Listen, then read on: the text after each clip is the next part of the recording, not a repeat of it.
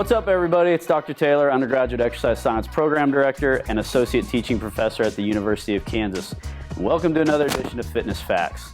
So multi-ingredient pre-workout supplements are very popular, but which ingredients should you look for in a good pre-workout? What is each ingredient's mechanism of action in the body? And what dosages should you consume to enhance your workout in a safe and beneficial manner? Let's dive into this topic. Okay, so let's look at this list of common ingredients found in pre-workout supplements. Talk about each ingredient, their effective dose, their proposed or known mechanism of action. Because again, some of these ingredients have scientific backing and other ones, there needs to be more research done. And then also talk about their benefit, okay? So caffeine anhydrous. So anhydrous just means it lacks water. But pure caffeine anhydrous, an effective dose of that in a pre-workout, you should look for around 300 to 400 milligrams, okay? Or 3 to 9 milligrams per kilogram of body weight, right? So 1 kilogram is equal to 2.2 pounds. So if you want to figure your body weight in kilograms, you got to take your weight in pounds, divide by 2.2. That will give you your body weight in kilograms. And then you would want to consume 3 to 9 milligrams of caffeine per kilogram of body weight. Or a little easier, just go by 300 to 400 milligrams. And you might wonder, well, how much is that? You know, a typical cup of coffee is going to have, like an 8-ounce cup of coffee, 90 to 100 milligrams of caffeine. You know, maybe you look at like a triple shot of espresso is going to be around 300 milligrams of caffeine. So that's a typical effective dose. Now, how does caffeine work in the body? And there's actually quite a bit of research behind caffeine and it having an ergogenic or performance-enhancing benefit. So one of the things caffeine does is it antagonizes, which means it blocks adenosine receptors in the central nervous system, okay? So throughout the day, as you're going about your daily activities, work, school, play, whatever, you break down adenosine triphosphate. That's the energy for your cells to work. And you build up adenosine as a result of that process. And so you start feeling sleepy and tired because that adenosine, when it binds to the receptor, makes you feel, tired and lethargic. So what caffeine does is it blocks the receptor that adenosine binds to. Therefore, you don't feel tired. You feel more alert, focused, awake, and energetic, okay? What does caffeine also do? Well, it stimulates the release of catecholamines. So what are catecholamines? These are norepinephrine and epinephrine. Okay, so they can be neurotransmitters or they can also be released as hormones from the adrenal gland. And what do these catecholamines, norepinephrine and epinephrine, do in the body? They bind to what are called beta-adrenergic receptors that are located on the cell membrane of fat cells and other cell types. But with regard to fat cells, when catecholamines bind to that beta-adrenergic receptor, they stimulate lipolysis, or the breakdown of fat. And so fat is stored in fat cells as triglyceride, but when it's stimulated, a fat cell, by a catecholamine, enzymes break down the triglyceride, they release fatty acids into the blood. Then those fatty acids are free to circulate in the blood to working muscles, where they can be uptaken, enter the mitochondria, and be oxidized to produce ATP to fuel muscle contraction, okay, and produce energy. Also, caffeine anhydrous, or just caffeine in general, enhances calcium release from the sarcoplasmic reticulum, okay? So what's the sarcoplasmic reticulum? That is a storage site for calcium inside our muscle cells, all right? And it's known that an effective dose of caffeine will increase the release of calcium from that storage site. And why is that important? Well, if you increase calcium release inside the muscle cell, that calcium binds to a protein called troponin, which is located on a actin protein filament that's involved in muscle contraction. And so if you have more calcium being released and binding to troponin, what they see is you actually have more forceful muscle contractions. So that's a benefit. Last thing it does is caffeine inhibits an enzyme called phosphodiesterase. So phosphodiesterase normally breaks down a molecule known as cGMP, or cyclic guanosine monophosphate. CGMP, cyclic guanosine monophosphate, is part of the nitric oxide pathway. It's involved in vasodilation, opening up blood vessels. So caffeine blocks this enzyme that normally degrades cGMP, all right? So if you block the enzyme that breaks down cGMP, you'll actually get more vasodilation. You might wonder, well, I thought caffeine has a vasoconstrictor effect, because some studies do show it kind of temporarily increases blood pressure, not much, but it looks like it has both vasoconstrictive and vasodilation properties. But it looks like, you know, it also depends on tissue type. I would say there's a transient vasoconstrictor effect, but due to some of its other mechanisms, in the end, you get vasodilation acutely. All right, so benefits. What can caffeine do? I mentioned improves wakefulness, reaction time, coordination. It improves aerobic and anaerobic exercise performance, enhances muscular endurance, delays fatigue, reduces your rating of perceived exertion so you feel like exercise is easier, also reduces pain. It increases muscle force production. That ties in with the release of calcium. And it helps to spare glycogen. So if you spare glycogen, right, we store glycogen on our muscle and liver, you're going to have more glycogen available, let's say at the end of an endurance event like a marathon, to kind of allow for that final kick. And more glycogen available means you're not going to hit that wall, okay? Okay, so next ingredient, citrulline malate. You'll see this commonly in pre-workout supplements, or L-citrulline. If you're going to consume citrulline malate, you want to consume it in a 2-to-1 ratio, meaning that, let's say, and this is the effective dose, 6 to 8 grams. Let's say you see on the supplement facts label that there's 6 grams of citrulline malate in the supplement. Well, a 2-to-1 ratio would mean 4 grams is going to be citrulline and 2 grams is going to be malate, okay? If you have the L-citrulline version of this amino acid, you use a smaller 3 to 6 gram dose, okay? Now, citrulline malate, what's its proposed mechanism of action and benefits? Well, one of the main things that citrulline does is once it's absorbed from the gut into the bloodstream, it'll travel to the kidney, and in the kidney, enzymes will convert that into arginine, okay? Arginine then will be released from the kidney, enter the circulation, and arginine can then stimulate vasodilation, right? So again, opening up the blood vessels, that's going to increase blood flow, oxygen, and nutrient delivery to your working muscles, okay? And then malate, I would lean towards citrulline malate over L-citrulline if you can find that, because malate is an important component of what's called the Krebs cycle. And this is a cycle inside the mitochondria of our cells that's responsible for producing energy aerobically, okay? So malate is involved in that cycle and ATP production. So I think you may have a benefit there over just the regular L-citrulline. So again, what are the overall benefits of citrulline supplementation? Like I said, improved blood flow, oxygen delivery, delayed muscle fatigue, improved lipid metabolism, potentially, may help with obviously ATP production and endurance. It may increase muscle strength and power. I think there's less evidence for that, but some studies. And it may also help reduce delayed onset muscle soreness. Moving on to betaine anhydrous.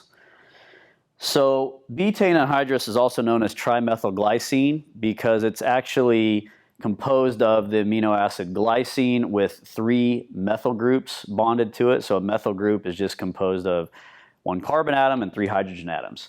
But anyway, enough of the biochem. Betaine anhydrous was actually originally found in beets. Okay, so it's a component of beets. I think it's also found in other foods like shrimp. An effective dose of betaine anhydrous is 2.5 grams. It's based on scientific research. So what does betaine do? How's it work in your body? Well, again, because it has those methyl groups attached to it, it can donate methyl groups and form other substances, one of which is creatine. It's thought to help form creatine in the body. Okay, and I've done another video on creatine, so you can watch that. Also, it has osmotic effects, okay? So what are osmotic effects? Betaine tends to draw water into cells. Obviously, that's going to help hydrate the cell and also increase cell swelling, which there's some research coming out that shows that if you increase cell volume and cell swelling, that puts a strain on the sarcolemma, the cell membrane of a muscle, and that may activate what's called the AKT-mTOR signaling pathway inside the cell. The AKT-mTOR signaling pathway is a pathway that basically is comprised of enzymes and proteins, and when it's active, it stimulates an increase in protein synthesis within muscle cells. Okay, and so obviously if you stimulate protein synthesis and you have more protein synthesis than protein breakdown, that would stimulate muscle growth and you should see improvements in strength. So what are some benefits associated with betaine supplementation? Improve sprint cycling performance. So if you're a sprint cyclist, it could be beneficial. Improve peak power output. I mentioned the cell swelling and muscle pumps, right? Arnold, the pump. And improved muscular endurance and increased rep volume. Okay, so fourth ingredient here, L-tyrosine. What is L-tyrosine? Well, it's a precursor to neurotransmitters that are formed in the brain. So various catecholamine neurotransmitters like dopamine, epinephrine, norepinephrine are actually formed from this amino acid. Okay, but before we talk about its potential effects in the body and benefits, let's look at the effective dose. So effective dose is 2.5 grams based on, 150 milligrams, pointing at the wrong one. 150 milligrams of L-tyrosine, effective dose. What's its proposed mechanism of action? Well, increasing levels of L-tyrosine in the brain may help to enhance dopamine synthesis. And of course, dopamine has effects on mood. It's part of the reward pathway in the brain. You may feel more motivated. Also, L-tyrosine is involved in the synthesis of thyroid hormones. And of course, thyroid hormones produced by the thyroid gland in the neck, those are involved and play a role in your metabolism. Okay, and being able to extract energy from carbohydrates and fats, and they're involved in protein metabolism as well. So what are the benefits then potential benefits of L-tyrosine supplementation? May improve mental alertness and prevent declines in cognitive function when you're in stressful situations. So L-tyrosine has received some attention from the military because it's thought that, again, if you're in war and stressful situations, that obviously cognitive function may decline, but it may help to maintain cognitive function and prevent stress-related declines, all right? It may improve focus when sleep deprived, and there's some research that shows it may improve exercise performance in hot and or cold environments. Okay, so next up we have taurine. Effective dose of taurine has been shown to be somewhere between 1 and 6 grams prior to a workout.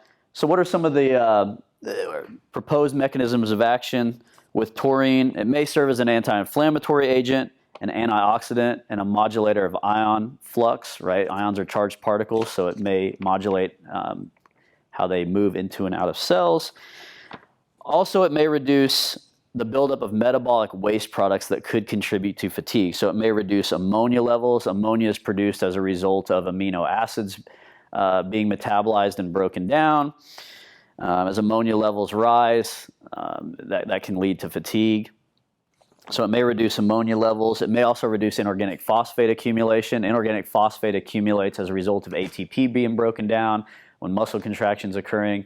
And as inorganic phosphate levels rise, inorganic phosphate can actually bind with calcium ions, and that can inhibit calcium's ability to bind to troponin and cause muscle contractions. So again, reduces those two markers of fatigue. Also may reduce lactate levels, another marker of fatigue, and it may decrease creatine kinase levels. So creatine kinase is released from cells, muscle cells that have been damaged, again, due to exercise.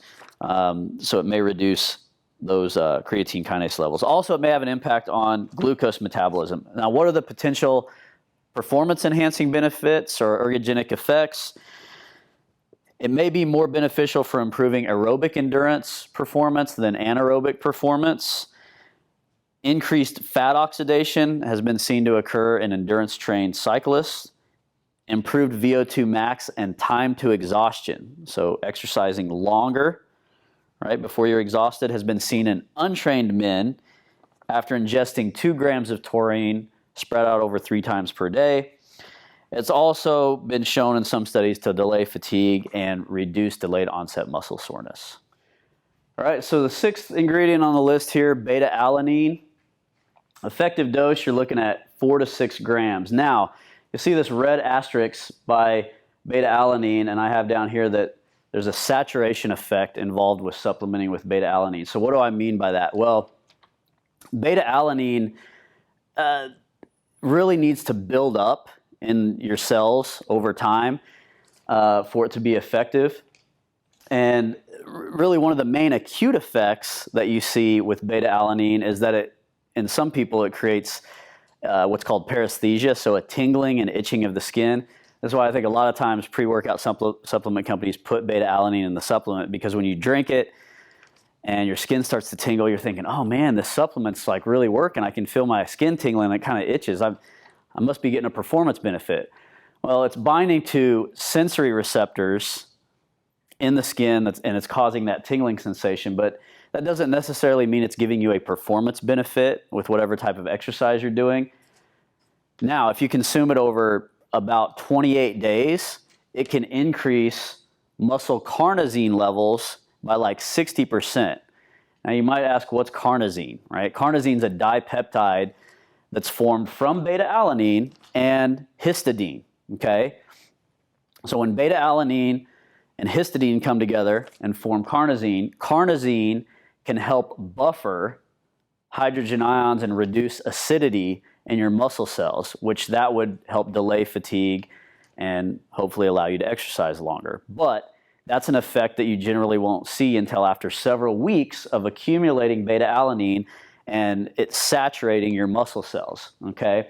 Now you might ask, well, if carnosine is the buffer that reduces hydrogen ion accumulation and delays fatigue, why not just consume carnosine instead of beta-alanine? Well, the problem is there's an enzyme called carnosinase that's in the bloodstream and other tissues, and carnosinase breaks down carnosine. So it's not bioavailable, right? You can't consume carnosine and get the effect that you're looking for with cell buffering. You've got to consume the beta-alanine, and then it combines with histidine to make the carnosine in your muscle cell. That can give you those buffering effects, delay fatigue, and hopefully allow you to exercise longer, okay?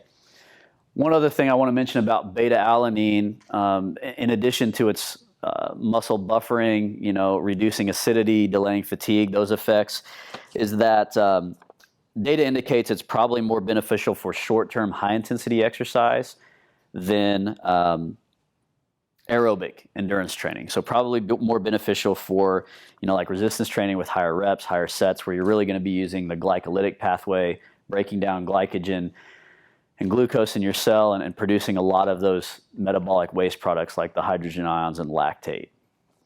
All right, so I've done a separate video on creatine monohydrate before. It doesn't really have an acute effect. I remember when I was younger, I think I was 16 when I first started taking creatine.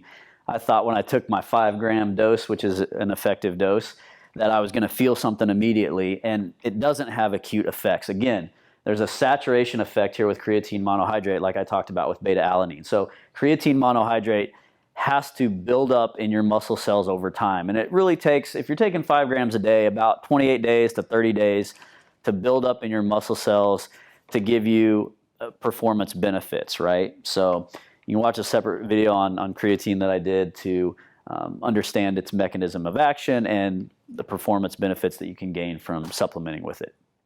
Overall, more research needs to be conducted on many of these pre-workout supplement ingredients to unequivocally determine their mechanism or mechanisms of action and their potential benefits. I hope you gained some knowledge today about common ingredients in pre-workout supplements. Thanks for watching this Fitness Facts video.